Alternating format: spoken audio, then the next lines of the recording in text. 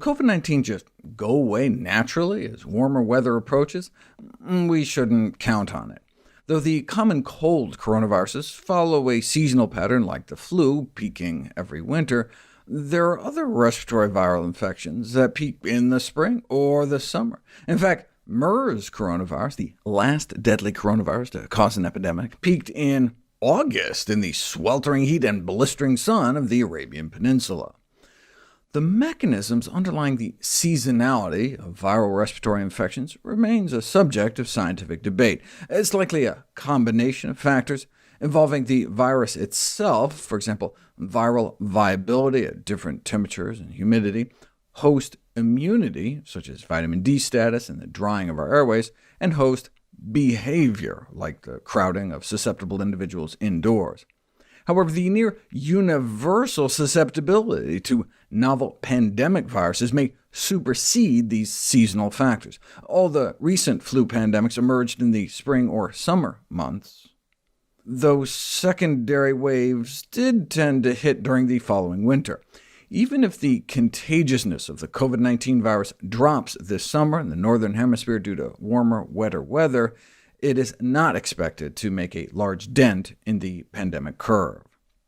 What would stop the pandemic is herd immunity, having a critical portion of the populace immune to the virus.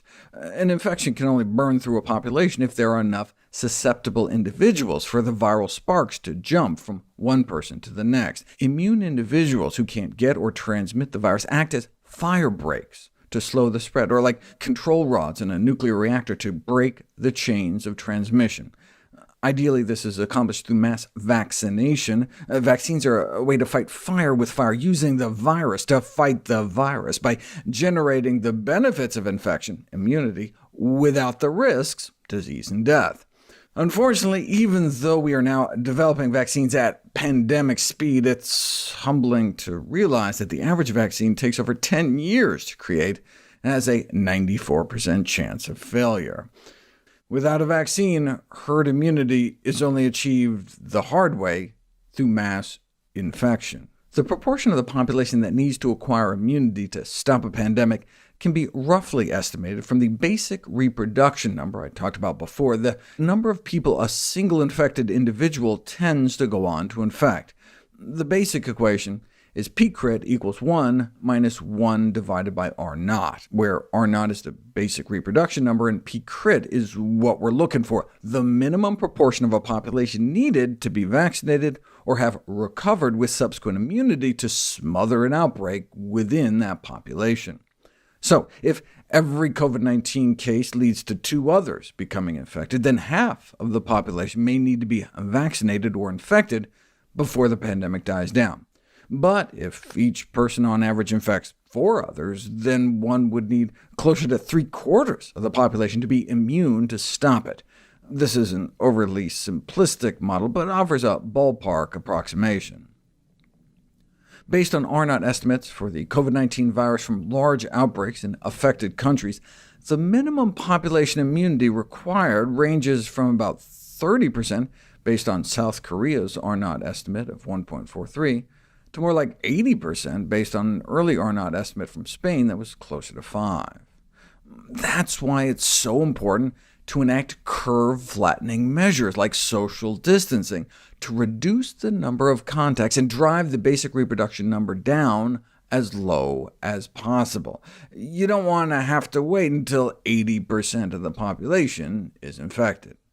Of course, this is all working under the assumption that people who recover from COVID-19 acquire immunity to reinfection. It works in rhesus monkeys. Scientists rechallenged 2 recovered monkeys with the COVID-19 virus and were unable to successfully reinfect them.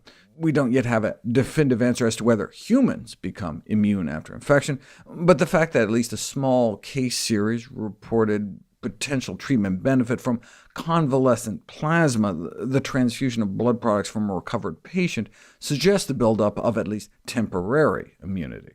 We have 3 lines of defense against viral reinfection: circulating antibodies that can neutralize the virus, memory B cells that can create new antibodies upon re-exposure. Memory B cells are the reason people can remain immune from the chickenpox virus for 50 or more years, for example. And thirdly, memory T cells that can help hunt down virus-infected cells.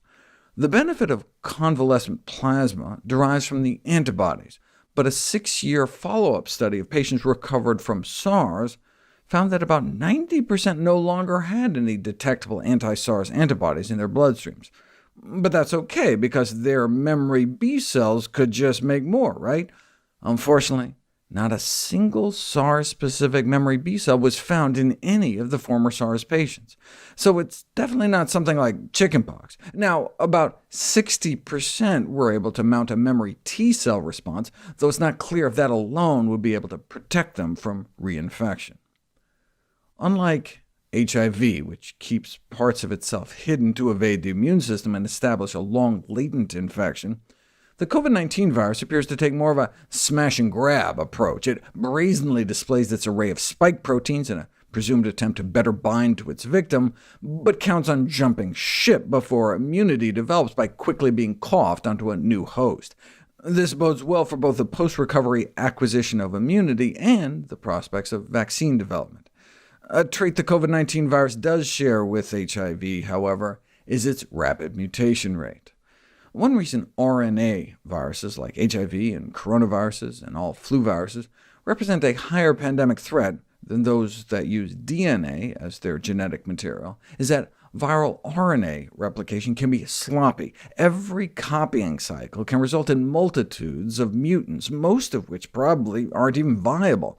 But the flip side of this intrinsic inefficiency is that rare mutants may arise from this diverse population of variants that come exploding out of each infected cell that are either better adapted to the current host or tailored towards new ones. The high mutation rate of coronaviruses may help explain their proclivity to jump across species barriers in the first place. But the question we face now is what this new virus will do next. The genetic sequences of viral copies recovered from COVID-19 patients around the world have already diverged as much as 15% as different strains spread around the globe. Here's how rapidly the various COVID-19 strains have splayed out across the world in just a few short months.